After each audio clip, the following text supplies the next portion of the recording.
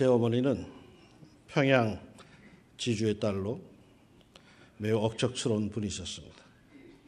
학교는 초등학교밖에 못 나오셨지만 어릴 적에 선교사회에서 예수를 영접한, 그래서 우리 집안에 복음을 물꼬를 트신 그런 분이십니다.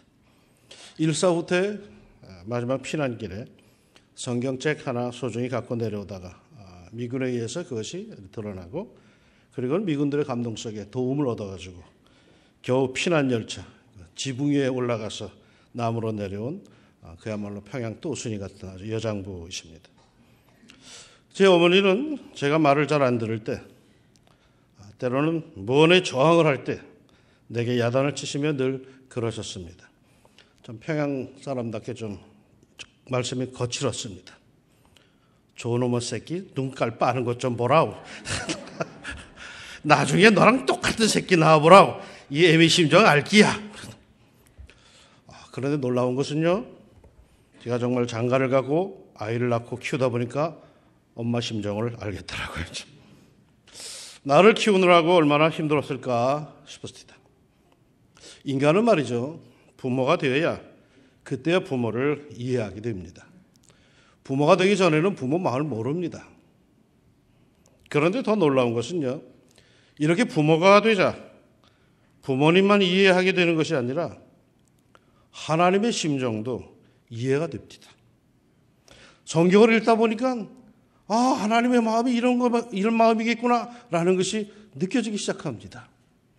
하나님의 사랑이 드디어 눈에 보이기 시작합니다. 그래서 그런지 기독교는 참으로 묘하게도 하나님을 아버지라 부르고 우리를 하나님의 자녀라고 부릅니다. 무슨 뜻일까요? 가족이란 뜻이죠. 우리는 패밀리, 하나님의 가족입니다. 어느 신학자가 그러더라고요. 하나님의 최고의 걸작품 중에 하나가 바로 가정이라고요.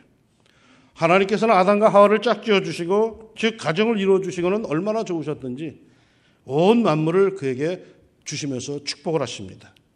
그 정도로 하나님께서는 가정의 탄생을 기뻐하신 거죠. 그런데 오늘날 어째서 웬일인지 이 가정들이 흔들립니다. 하나님께서 가정을 만드실 때 애당초 어떤 원칙이 있었던 것 아닐까요? 그래서 그 원칙들이 흔들리기 때문에 오늘날 많은 가정들이 흔들리고 있는 게 아닐까요? 하나님께서 가정을 구성하여 주실 때에 그 목적하신 바가 있는데 그걸 잃어버려서 요즘에 가정들이 굉장히 취약해진 것이 아닐까요? 오늘 읽은 성경 본문은 신학자들이 제2의 창조라고 부르는 노아의 방주 사건입니다.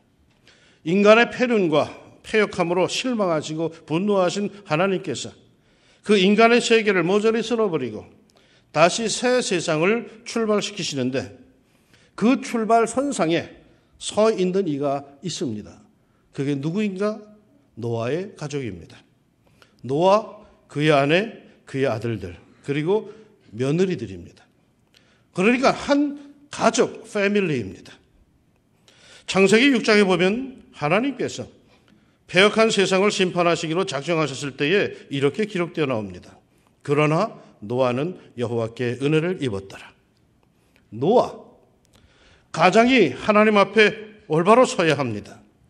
가장이 하나님의 은혜를 입으면 가족도 삽니다. 가장이 하나님 앞에서 징계를 받으면 그 가족도 함께 고통을 당합니다. 가장이 하나님 앞에서 가시노릇 하다가 하나님의 징계를 받고 온 가족이 다 고통을 당하는 모습을 우리는 성경 도처에서 볼 수 있고 우리 주변에서도 흔히 볼 수가 있죠. 하나님의 징계 또는 하나님의 축복 모두 개인이 아닙니다. 가정입니다. 가족입니다. 여러분의 좋은 신앙생활로 여러분의 가정이 하나님의 복을 누리시기를 축원합니다. 그런데 가족은 어떻게 이루어지는 걸까요? 혈연으로 이루어집니다. 국어사전에서 가족을 찾아보았더니 혈연과 혼인관계 등으로 한 집안을 이룬 사람들의 집단으로 부부를 중심으로 어버이와 자식, 형제, 자매 등의 집단을 일컫는 말이라고 되어 있습니다. 가정은 한 남자와 한 여자로 시작이 됩니다. 한 남자와 한 여자에게서 태어난 자식으로 이루어집니다. 물론 입양하는 경우도 있습니다. 그러나 이 입양도 한 남자와 한 여자가 이루는 건강한 가정에서 가능합니다. 요즘 서구 사회에선 전통적인 가족의 개념이 무너지고 있습니다. 한 남자와 한 여자가 결혼하는 것이 아니라 남자와 남자, 여자와 여자, 즉 동성끼리 결혼을 하고 있습니다. 그 중에 한 사람은 남편, 한 사람은 아내가 됩니다. 그러면 아이는 어디서 얻을까요? 아이는 입양하여서 자녀로 삼습니다. 영국에서는 이미 이런 가정을 법으로 인정해 주었다고 하죠. 남자와 여자가 결혼하여 이루어지는 가정은 단순히 생물학적 의미 외에는 별로 중요성이 없다 하여서 의미론적으로 역할 분담적으로 가정의 개념을 인정하고 있는 추세입니다. 그러나 말이죠. 세상이 아무리 그렇다 할지라도 애당초 가정이라고 하는 것은 이런 역할 분담으로 이루어지는 것이 아닙니다. 가정을 최초로 만드신 하나님께서는 역할 분담으로 가정을 만들지 않았습니다. 너는 이거 하고 너는 저거 하고 이런 역할 분담이 없습니다. 하나님께서 창조하신 그 남녀의 그 기묘한 감성의 교류와 성적 교감과 그리고 마음과 정신의 합일, 더 나아가 영적으로 하나됨에 가정의 완성이 이루어지고 그런 가정에서 태어나 길리우니가 건강하게 인간의 역사를 이어갈 수 있는 겁니다. 사탄은 말이죠. 마지막 때로 갈수록 가정을 파괴하고 하나님께서 창조하신 건강한 가족의 개념을 교묘하게 무너뜨릴 겁니다. 그리고 인류의 종말을 고할 수 있는 이상한 가정의 개념을 도입할 것입니다. 더군다나 인간의 복제술로 인하여서 더더욱 전에 보지 못한 이상한 형태의 가족이 탄생할 겁니다.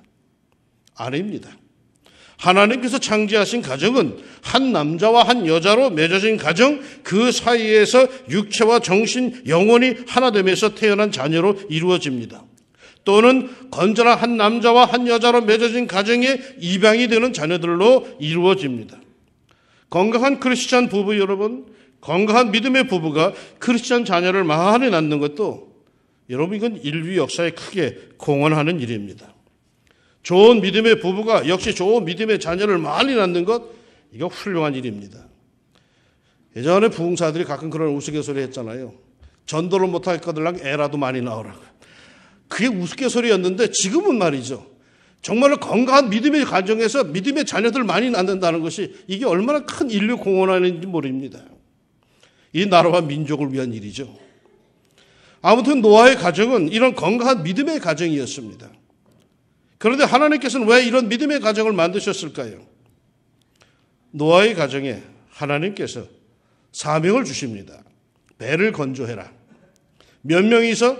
노아, 부인, 아들 셋, 며느리 셋, 합 8명. 노아가 몇 살에? 500살이 넘었어. 물론 손자들이 있었겠지만 성경이 그것에 대해서는 말하고 있지 않으니까 기록된 것으로만 보아서 그러합니다.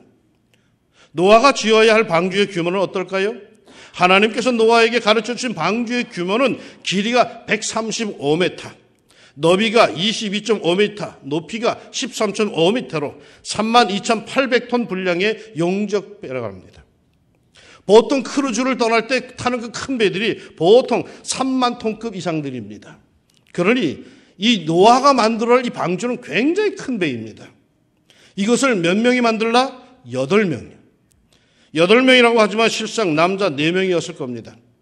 고작 4명이 이 큰 배를 만드는 힘든 일을 해야 했던 거죠. 주위의 사람들은 아무도 도와주지 않았습니다. 도리어 주위의 사람들은 미쳤다고 그들을 비웃었습니다.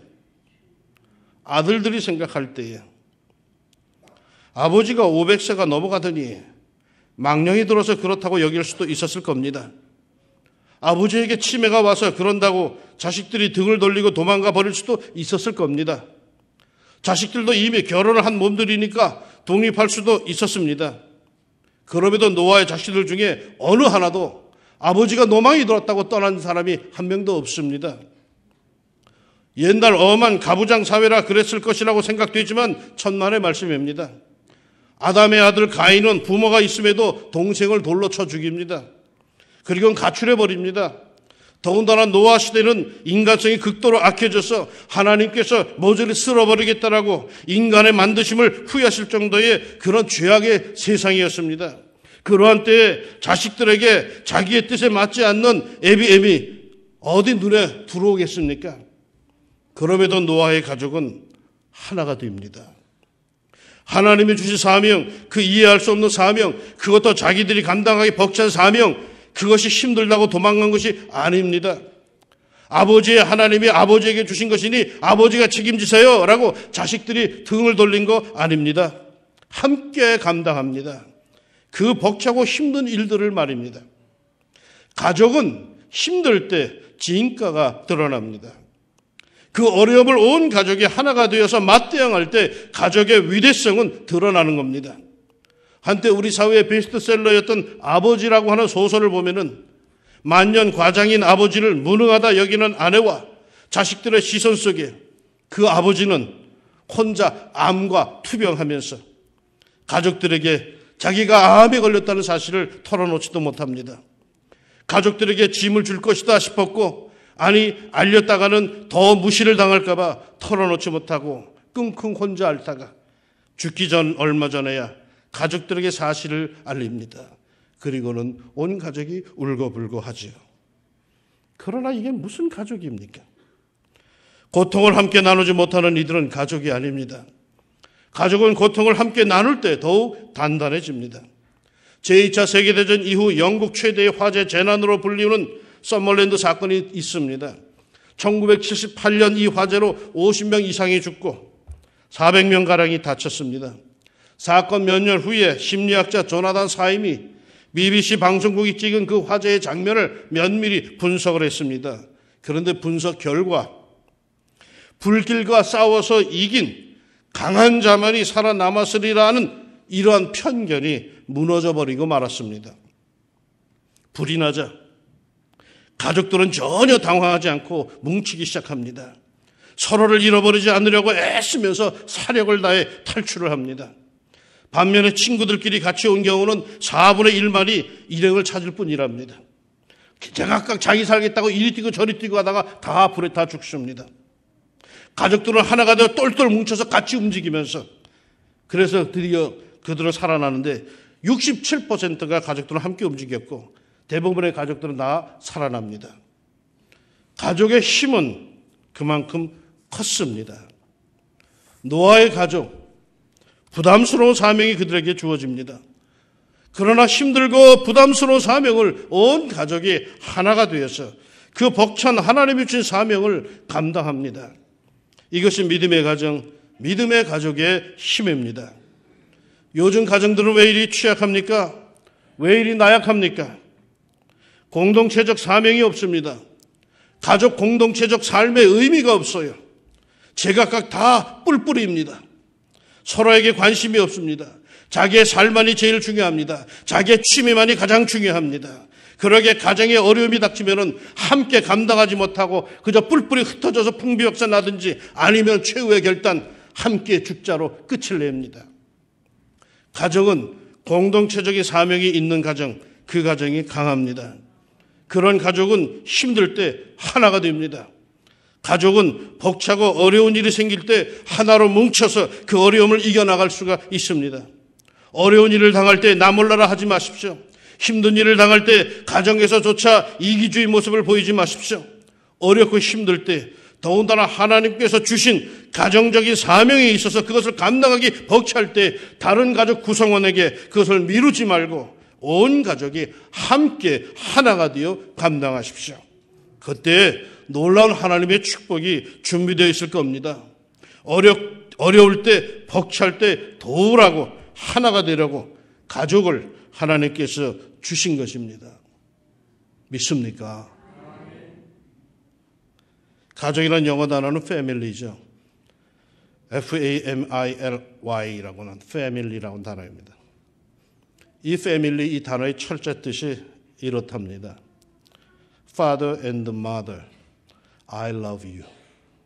아버지, 어머니 사랑합니다 라는 뜻이랍니다. 은혜가 되죠? 근데 이건 가짜입니다. 패밀리라는 어원은 거기서 온 게 아니랍니다. 다른 라틴어에서 온 것이지. 그러나 어쨌든 간에 가정에는 아버지, 어머니, 그리고 나, 즉 우리가 있어야 합니다. 그리고 그 가정, 구성원 가족은 서로 사랑해야 합니다. 특별히 어렵고 힘들 때에 서로를 팽개치는 것이 아니라 서로를 붙들어주고 지탱해주고 격려해줘야 합니다. 당신이 벌인 일이니까 당신이 책임져! 라는 게 가정이 아닙니다. 감당하지 못할 때 지탱해주고 끌어안아주는 게 가족입니다. 부족한 것을 까발리는 것이 가정이 아닙니다. 감싸줘야 합니다. 하나님이 주신 사명, 벅차지만 서로 감당할 수 있도록 도와줘야 합니다. 그리할 때 가족을 만드신 하나님, 우리 하나님께서 영광을 받으시고 그 가족을 축복하실 겁니다. 대화를 시작하십시오. 격려와 칭찬을 시작하십시오. 도망가려고 하지 말고 함께하는 시간을 가지십시오. 하나님께서 건강한 구성원들로 가정을 이미 이루어 주셨다면 이제 서로 부족한 것은 감싸주고 격려하며 하나님께서 주신 사명을 서로 잘 감당하도록 도와주며 붙들어 줍시다. 그리하면 여러분의 가정은 하나님이 창조하신 걸작품이 될 줄로 믿습니다. 설교를 마치면서 동영상 하나 보여드리려고 합니다. 어느 보험회사에서 만든 동영상인데 우리에게 던져주는 메시지가 있어요. 한번 같이 잠깐 보겠습니다.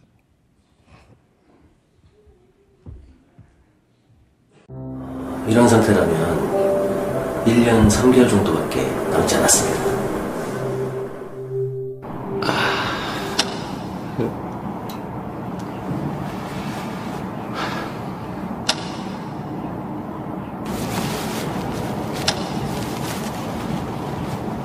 이거 아직 뭐 해야 될 게 많은데 이게 다 물거품이 되는가.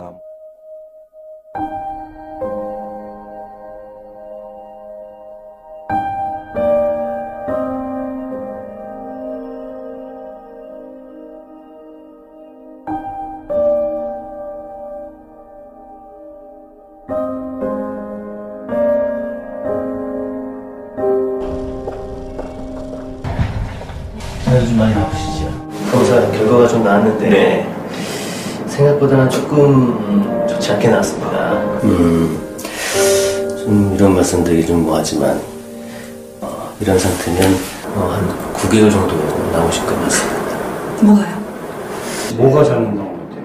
6개월 정도밖에 남지 않았습니다. 네? 뭐가요?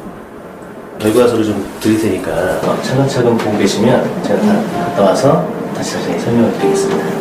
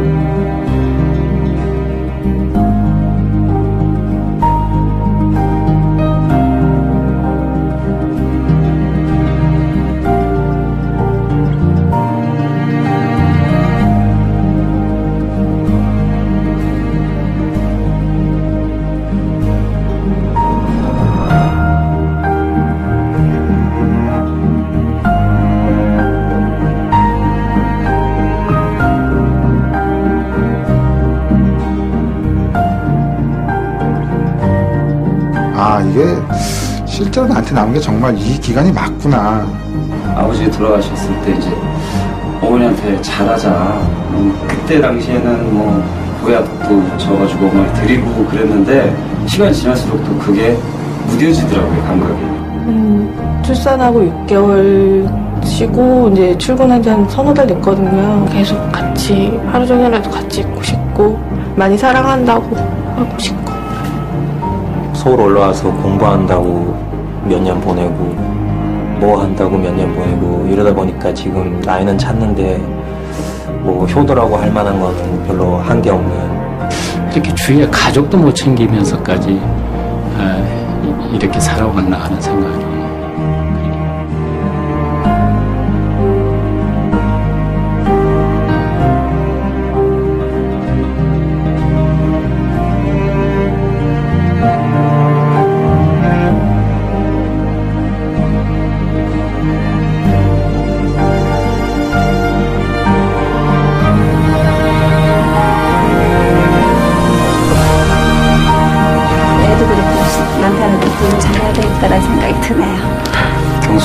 함께 아프지 않게 오손도손 행복하게 잘 살아갔습니다.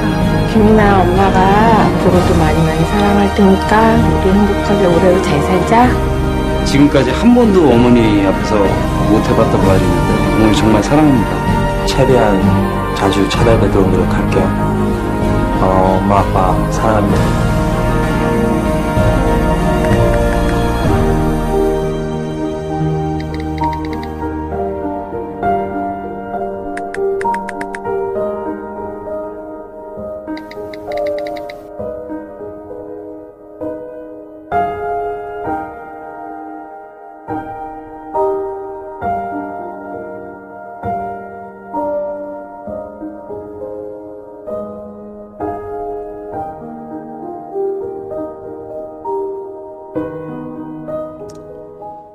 사실이죠.